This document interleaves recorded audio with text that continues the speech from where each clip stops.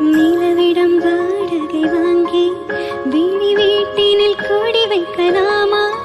நாம் வாழும் வீட்டுக்குள் வேறாரும் வந்தாலே தகுமா?